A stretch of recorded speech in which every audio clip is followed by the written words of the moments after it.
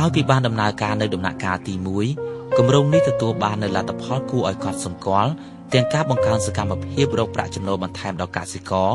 ការធានាសន្តិសុខស្បៀងនិងការផ្ដល់ជំនឿចិត្តដល់កសិករដើមចេញពីនេះក្រុមសន្សំប្រាក់ឬក្រុមជួយខ្លួនឯងចំនួន54ក្រុមត្រូវបានបង្កើតឡើង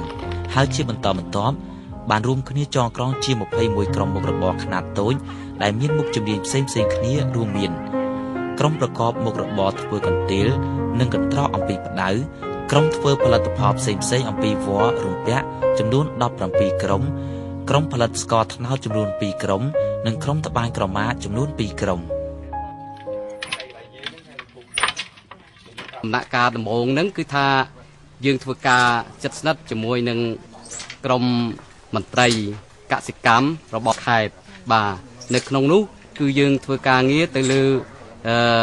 ពិធីដើម្បីបង្កើតនៅក្រុមសន្សំឬក្រុមជួយខ្លួនឯងមុនពេលដែលយើងអាចបង្កើតគាត់ឲ្យទៅជាក្រុមមុខរបរហើយតាមរយៈកម្មវិធីរបស់យើងគឺថាយើងជួយឧបត្ថម្ភគាត់ដើម្បីឲ្យគាត់អាចមានលទ្ធភាពនៅក្នុងការចាប់ផ្ដើមមុខរបរបាទដែលនៅក្នុងនោះក្នុង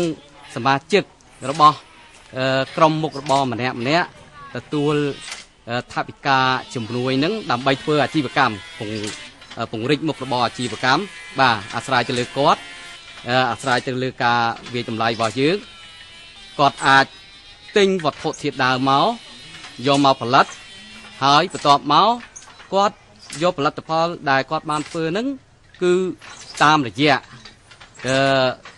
មន្ត្រីទីផ្សាររបស់ក្រុមគឺគាត់អាចលក់ផលិតផលនោះបានហើយការបែងចែកគឺចំពោះប្រាក់ចំណេញវិញគឺវាអាស្រ័យទៅលើលក្ខន្តិកៈរបស់គាត់របស់ក្រុមគាត់ដែលបានចែងបាទកន្លែងក្រុមខ្ញុំមានសមាជិក24នាក់ក្នុងនោះមានស្រី14នាក់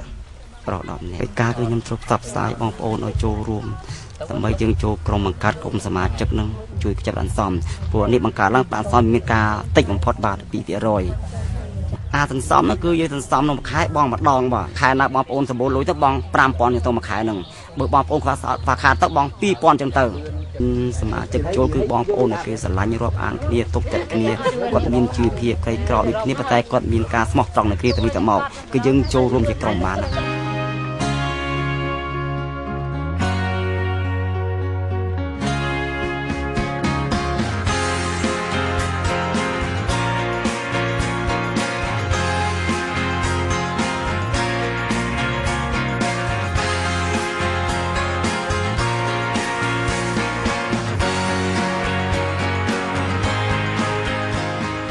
ផលិតពី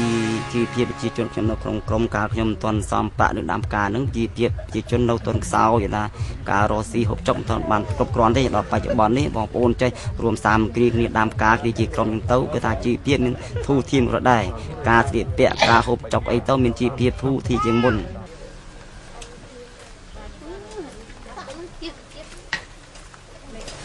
ចានេះគឺជាក្រុមតម្បាញរបស់នាងខ្ញុំដែលនៅភូមិវាលនៅភូមិសារវ័នឃុំស្នាអន្សាស្រុកក្រកោខេត្តពោធិសែននាងខ្ញុំឈ្មោះវ៉ែនសេរីគឺជាតំណាងទីផ្សារនឹងប្រធានសហគមន៍គម្រោងហ្វាវនិងមន្ទីរកសិកម្មខេត្តបានផ្ដល់បានគ្រប់គ្រងដល់សហគមន៍នាងខ្ញុំទី1គឺគាត់រកទីផ្សារចាទី2គាត់ផ្ដល់ជាដើមទុនផ្ដល់ជាដើមទុននឹងសម្រាប់ឲ្យគ្រួសារក្នុងមួយគ្រួសារ$20អញ្ចឹងណាចាហើយនឹងទី3គឺគាត់ផ្ដល់វគ្គបណ្ដុះបណ្ដាលចាទី4គាត់នឹងមានជាសហគមន៍ដាំវត្ថុធាតុដើមទៀតដើម្បីដូចថាកូនក្រុមខ្ញុំត្បាញបើកាលណាយើងអត់ដាំទៅវត្ថុធាតុដើមហ្នឹងវាអាចអស់ម្ល៉េះហើយដល់ពេលអញ្ចឹងគាត់ជួយជាដើមទុននឹងសម្រាប់ដាំលពាក់នឹងទៀតហ្វាវអូប៉ិចនិងមន្ទីរកសិកម្មខេត្តពោធិ៍សាត់នេះគឺគាត់ស្វែងរកទីផ្សារដូចជាថាទៅសៀមរាបចឹងទៅគេមានលក់ផលិតផលខ្មែរយើងណាបងយើងទៅតាំងពីពណ៌ហើយយើងមាននាមបានមានអីចឹងហើយនឹងមានផលិតផលទី1គឺចង់ឲ្យគេស្គាល់ពីផលិតផលយើងឲ្យច្បាស់ថាតើយើងនេះក្រុមភូមិយើងស្រុកយើងនេះ មានការចងក្រងក្រុមពិតមែនហើយមានផលិតផលពិតមែនដែរអត់ចានឹងទី1គឺចង់ឲ្យគេស្គាល់ពីផលិតផលទី2គឺខ្ញុំចង់ពង្រីកទីផ្សារចាក្រៅពីនឹងគឺហ្វាវអូប៉ិចនិងមន្ទីរកសិកម្មខេត្តនេះគាត់បានជួយជាតូបចាជាតូបដើម្បីយើងដូចថាយើងទិញផលិតផលពីសមាជិកចឹងទៅដើម្បីយកផលិតផលនឹងទៅស្តុកទុកណាចាផលិតផលស្នាដៃខ្មែរចាហើយក្នុងតូបហ្នឹងគឺមានដូចជាកន្ទេលរំពាក់យើងហ្នឹងហើយនឹងកាឆេធ្វើពីរំពាក់កត្រកធ្វើពីរំពាក់ហើយនឹងរបស់អនុស្សាវរីយ៍ដែលធ្វើពីរំពាក់ហើយនឹងមួកស្លឹកត្នោតហើយនឹងមានចង្ក្រានហើយនឹងមានក្រមា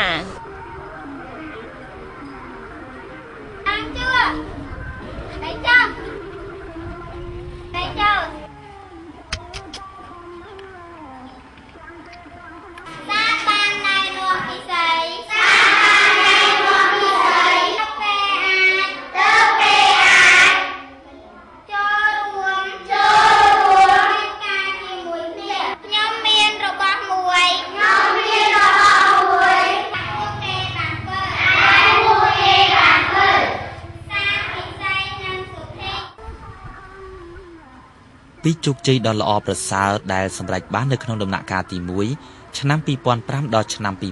2008បានជំរុញឲ្យអង្គការមូលនិធិអភិវឌ្ឍអន្តរជាតិអូប៉ិចទទួលយកព្រមបន្តការផ្តល់ជំនួយសម្រាប់ដំណាក់កាលទី2នៅគម្រោងថ្មីមួយដែលមានឈ្មោះថាគម្រោងរកប្រាក់ចំណូលក្រៅពីកសិកម្មនៃកម្មវិធីជាតិសម្រាប់សន្តិសុខស្បៀងគ្រួសារនិងកាត់បន្ថយភាពក្រីក្រដែលមានថវិកាចំនួន$250,000សហរដ្ឋអាមេរិកសម្រាប់ធ្វើសកម្មភាពបន្តពង្រឹងនៅស្រុកក្រគរនិងពង្រីកតំបន់គោលដៅថ្មីចំនួន19ភូមិនិង6ឃុំនៅក្នុងស្រុកបាកាននិងស្រុកកណ្ដៀងនៃខេត្តពោធិ៍សាត់ដដែលគម្រោងដំណាក់កាលទី2បានចាប់ផ្ដើមនៅខែឧសភាឆ្នាំ2008ហើយនឹងបញ្ចប់នៅខែមេសាឆ្នាំ2010បកកឡាននឹងបាទបិទតែសបកវាហ្នឹង